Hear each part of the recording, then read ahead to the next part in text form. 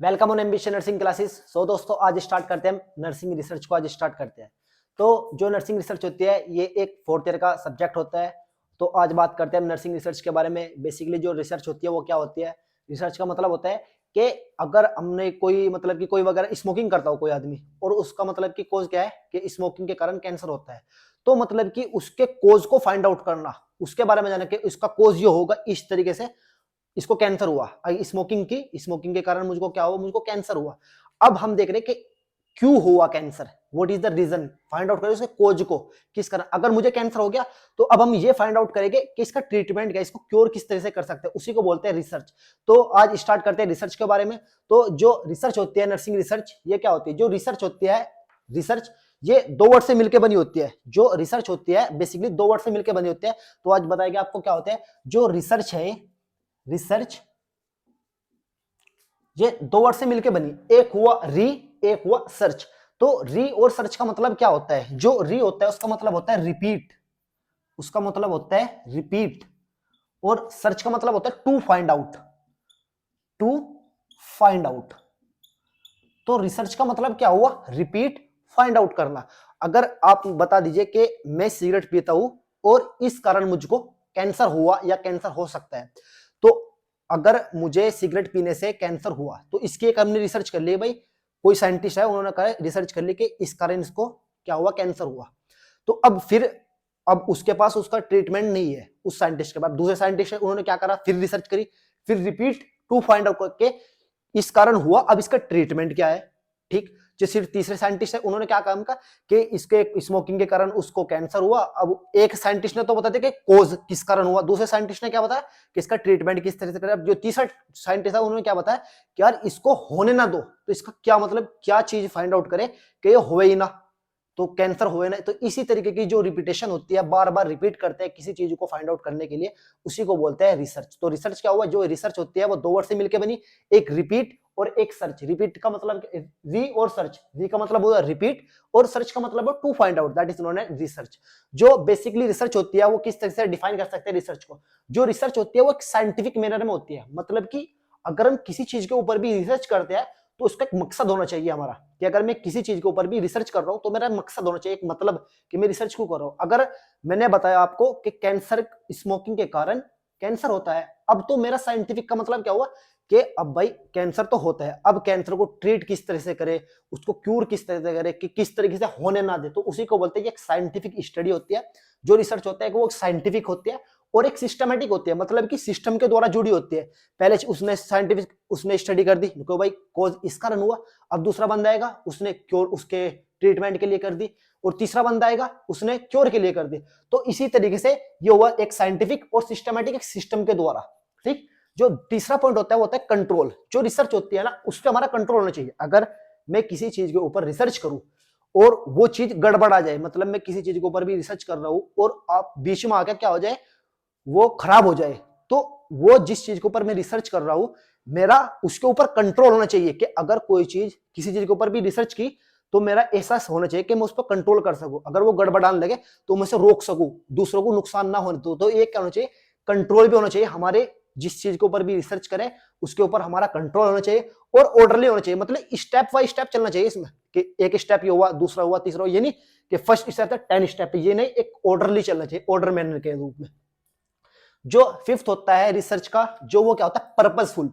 अगर हम किसी चीज के ऊपर भी रिसर्च करते हैं तो उसका एक हमारा पर्पज होना चाहिए, कि क्या है पर्पज, क्या है, स्मोकिंग से कैंसर होता है तो हमारा पर्पज क्या है, उस कोज को फाइंड आउट करना, कैंसर ना होने देना, कैंसर का ट्रीटमेंट करना। तो इसी तरीके से मैंने आपको बताया रिसर्च के 5 स्टेप होते हैं। एक होता है साइंटिफिक होना चाहिए, एक सिस्टमेटिक होना चाहिए, थर्ड होता है वो कंट्रोल होना चाहिए, और फोर्थ होता है ऑर्डरली, और फिफ्थ होता है पर्पसफुल होना चाहिए। ठीक, जिस तरीके से मैंने आपको बताया कि ये रिसर्च होती है, अगर हम किसी चीज के ऊपर भी रिसर्च करते हैं तो उससे हमको क्या फायदा होता है, मतलब क्या बेनिफिट्स है अगर देखने का, तो उससे हमको क्या होता है, जो हमारी नॉलेज है ना वो इंक्रीज होती है। किसी चीज के ऊपर भी हम रिसर्च करेंगे तो उससे हमारी जो नॉलेज है वो इंक्रीज होगी, और उस चीज के ऊपर और फाइंड आउट करेंगे कोज, कि अगर हम किसी चीज के ऊपर भी रिसर्च कर रहे हैं तो उसका मकसद क्या है कि इसके कोज को फाइंड आउट करना। स्मोकिंग के कारण कैंसर हुआ, अब कैंसर का कोज निकालना कि कैंसर किस कारण हुआ। तो जब भी हम रिसर्च करते हैं उस पर हमारी नॉलेज इंक्रीज हो जाती है और हमें कोज का पता चल जाता है, और रिसर्च एक ऐसी चीज होती है कि रिसर्च उस चीज पे की जाती है जो एक प्रॉब्लम है। अब कैंसर एक प्रॉब्लम ही है, इसके ऊपर रिसर्च कर रहे हैं जिसका कोई सोल्यूशन नहीं है। अगर हमने मान लीजिए कि हम कैंसर के ऊपर रिसर्च कर रहे हैं और दूसरे साइंटिस्ट ने, आपके पहले साइंटिस्ट थे जो, उन्होंने क्या कर दिया, उसका ट्रीटमेंट भी दे दिया, उसके क्योर होने के सिस्टम भी बता दिया, तो उसके ऊपर रिसर्च नहीं कर सकते। फिर उसके ऊपर रिसर्च करेंगे जो एक प्रॉब्लम है और उसका कोई सोल्यूशन नहीं है, उसी को बोलते हैं रिसर्च। तो research scientific, systematic, control, orderly, purposefully, हमारी इंक्रीज नॉलेज इंक्रीज होती है। फाइंड द कॉज, हमारे जो कॉज है, मतलब कॉज का पता लग जाता है कि किस कारण हो रही है, उसके ऊपर जो बीमारी हो रही है वो किस कारण हो रही है, और उसके ऊपर रिसर्च करते हैं जो एक प्रॉब्लम है उसका कोई सोल्यूशन नहीं है। जो हाइपोथेसिस इसको हम बाद में बताएंगे। इसके बाद बात करते हैं रिसर्च के ऑब्जेक्टिव, कि क्या क्या ऑब्जेक्टिव है रिसर्च के। मतलब हम किसी चीज के ऊपर रिसर्च कर रहे हैं तो उसका क्या ऑब्जेक्टिव है। पहला जो ऑब्जेक्टिव है, इंक्रीज द नॉलेज। जब भी हम किसी चीज के ऊपर रिसर्च करेंगे तो हमारी नॉलेज बेसिकली इंक्रीज होगी। ठीक। रिमूव द प्रॉब्लम, जब भी हम किसी चीज को रिसर्च करेंगे, किसी चीज के ऊपर स्टडी करेंगे, तो उससे जो हमारी प्रॉब्लम है वो रिमूव हो जाएगी। एक कम्युनिटी में कोविड है, तो कोविड के ऊपर स्टडी कर रहे हैं, कोविड के ऊपर रिसर्च कर रहे हैं, तो उसके कारण क्या है, जो कोविड पेशेंट है वो रिमूव हो जाएगा। उसको ट्रीटमेंट करने के लिए या उसको क्योर देने के लिए हम भी कोई भी समाधान करेंगे, रिसर्च करेंगे, तो जो क्या है, अगर किसी चीज के ऊपर भी रिसर्च करते हैं तो हमारी जो प्रॉब्लम है वो रिमूव हो जाती है। जो थर्ड पॉइंट होता है, to develop refine and explain the scientific knowledge for quality nursing care and administration. इसका मतलब क्या होता है कि जब भी हम किसी चीज के ऊपर रिसर्च करते हैं, रिसर्च एक साइंटिफिक मैनर में करते हैं, तो हमारी जो साइंटिफिक नॉलेज है वो इंक्रीज हो जाती है। तो हमारी जो to develop refine and explain the scientific knowledge for quality nursing care के मतलब कि मैं एक नर्स हूं और मैं किसी चीज के ऊपर भी स्टडी कर रहा हूं, तो हमारे क्या होगा, हमारी साइंटिफिक नॉलेज इंक्रीज होगी। किस लिए इंक्रीज होगी, कि किसी चीज को, कोई पेशेंट है उसका एडमिनिस्ट्रेशन और डिस्चार्ज में केयर प्रोवाइड किस तरीके से करा सके। अगर मैं हुआ और कोविड के पेशेंट है, तो कोविड के पेशेंट को मतलब एक बढ़िया क्वालिटी के तरफ से हमको उसको ट्रीट करना है, केयर प्रोवाइड करनी है। तो ये जो हमारी रिसर्च होती है, इसका जो ऑब्जेक्टिव होता है, मेन ऑब्जेक्टिव ये भी होता है कि जो पेशेंट होता है उसको क्वालिटी नर्सिंग केयर प्रोवाइड होती है, मतलब कि साइंटिफिक नॉलेज प्रोवाइड होती है बंदे के साथ। अगर हम किसी चीज के ऊपर भी कोई स्टडी करके, कोई रिसर्च करके उसकी केयर प्रोवाइड कर रहा है, तो ये थर्ड पॉइंट हो चुका। इसके बाद जो फोर्थ पॉइंट है वो क्या होता है, improve the knowledge and practice. जब भी हम किसी चीज के ऊपर रिसर्च करते हैं तो हमारी क्या होगी, इंक्रीज हो जाएगी knowledge, improve the knowledge, knowledge बढ़ेगी, और प्रैक्टिस भी, जब हम प्रैक्टिकली करेंगे तो प्रैक्टिस भी हमारी इंक्रीज हो जाएगी। इसके बाद जो फोर्थ पॉइंट होता है, फिफ्थ, उसको होता है decrease gap between knowledge and practice. जो नॉलेज एंड प्रैक्टिस के बीच का जो गैप है ना, वो डिक्रीज हो जाता है रिसर्च करने पर। जब भी हम रिसर्च करेंगे तो डिक्रीज हो जाएगा gap between the knowledge and practice. ठीक। इसके बाद जो लास्ट पॉइंट होता है to provide the knowledge of evidence based practice. Evidence based practice का मतलब क्या है, अगर हम किसी चीज के ऊपर भी स्टडी करते हैं तो वो हमारे सामने होता है, नूतनी भाई वो एक कमरे में, हम इस कमरे में, उसके ऊपर स्टडी करें नहीं। जब भी हम किसी चीज के ऊपर स्टडी करते हैं, रिसर्च करते हैं, तो क्या होता है, वो हमारे एविडेंस, मतलब हमारे सामने होने के बाद, ये है इसके ऊपर रिसर्च कर रहा हूं कि ये खुलता कैसे है, जिस तरीके से ये है, ये भाई आज से पहले ये खुला नहीं, तो मैं ये एविडेंस है मेरे सामने कि यार इससे कोई ऐसी टेक्निक निकालू जो ये खुल जाए। तो इसके ऊपर के evidence based practice knowledge provide होती है जब भी हम किसी चीज के ऊपर रिसर्च करते हैं। तो यही ऑब्जेक्टिव होते हैं, objective of research, increase the knowledge, remove the problem, to develop, refine and explain the scientific knowledge for quality nursing care and administration, जो होता है improve the knowledge and practice, decrease gap between knowledge and practice के बीच का जो gap होता है वो decrease हो जाता है।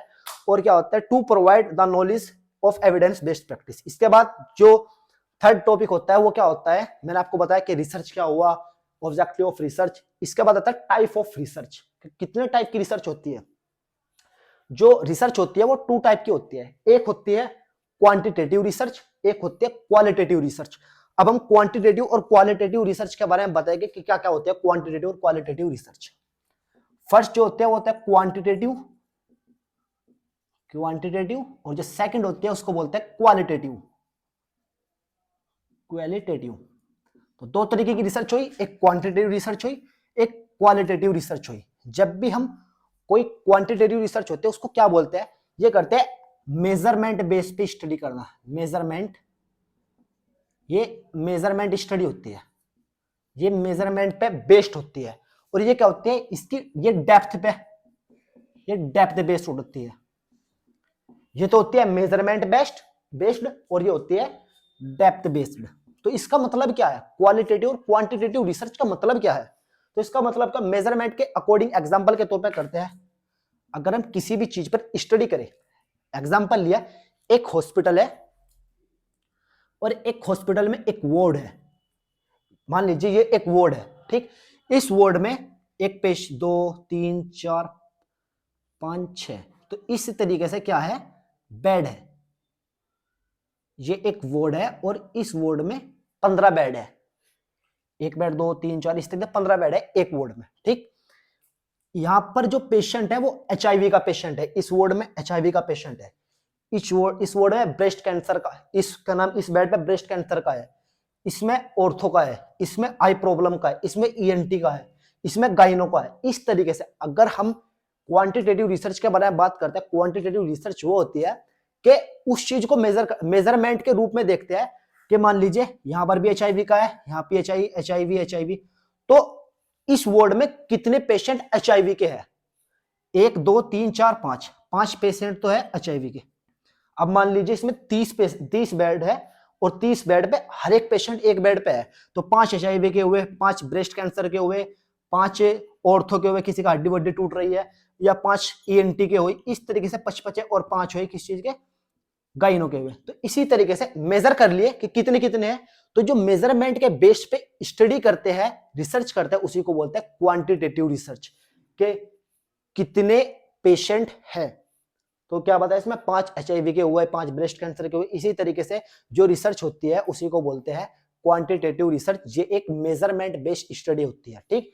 इसके बाद कहते हैं क्वालिटेटिव रिसर्च। क्वालिटेटिव रिसर्च का मतलब क्या है, इसके एग्जांपल लेते हैं कि ये एचआईवी का पेशेंट है, एक पेशेंट है एचआईवी का, तो अब हम इसकी क्वालिटेटिव का मतलब क्या हुआ कि डेप्थ स्टडी कर रहे हैं, उसका देखिए कोज किस कारण हुए, कि किस कारण इसको एचआईवी हुआ, क्यों हुआ, कब हुआ, उसकी डेप्थ में स्टडी करते हैं। तो क्या करते हैं, ये डेप्थ बेस्ड होती है, इसकी डेप्थ स्टडी करते हैं, डीप स्टडी करते हैं, और क्या करते हैं, इसके ऑल एस्पेक्ट को समझते हैं, ऑल जो एस्पेक्ट्स होते हैं उसको स्टडी करते हैं, ऑल एस्पेक्ट की स्टडी करते हैं उसकी, और क्या करते हैं, इसकी डेप्थ स्टडी करते हैं, डीप स्टडी करते हैं, ऑल एस्पेक्ट की स्टडी करते हैं। तो यही होता है क्वालिटेटिव रिसर्च, और ये होता है quantitative research.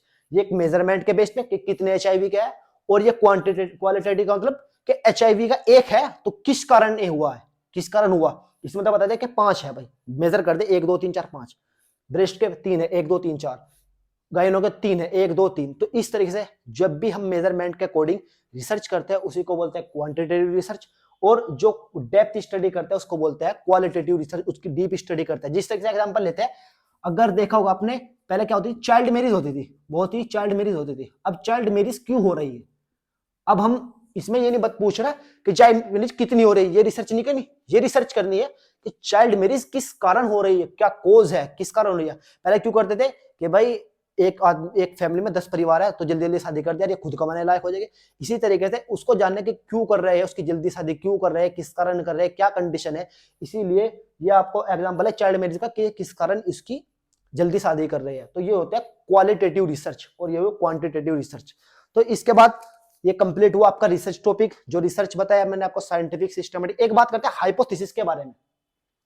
What is hypothesis? Hypothesis होता है tentative answer, tentative answer to a research question. कोई भी रिसर्च क्वेश्चन है उसका टेंटेटिव आंसर ले जाना, उसी को बोलते हैं हाइपोथेसिस। अब इधर देख लिया एग्जांपल के तौर पे समझते हैं इसको कि हाइपोथेसिस को किस तरीके से समझ सकते हैं एग्जांपल के तौर पे। तो जो हाइपोथेसिस होता है इसका मतलब होता है basically tentative answer to a research question, किसी भी रिसर्च क्वेश्चन का टेंटेटिव आंसर करना, उसी को बोलते हैं हाइपोथेसिस। तो हाइपोथेसिस क्या हुआ एग्जांपल के तौर, हाइपोथेसिस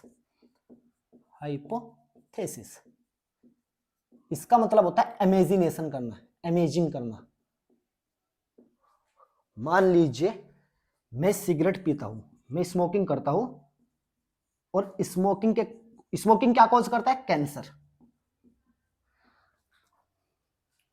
तो मैं स्मोकिंग करता हूं और स्मोकिंग के कारण कैंसर हुआ मुझको। और हाइपोथेसिस का मतलब क्या हुआ, हाइपोथेसिस का मतलब यह हुआ कि मैं स्मोकिंग करता हूं इस कारण मुझको कैंसर हो सकता है।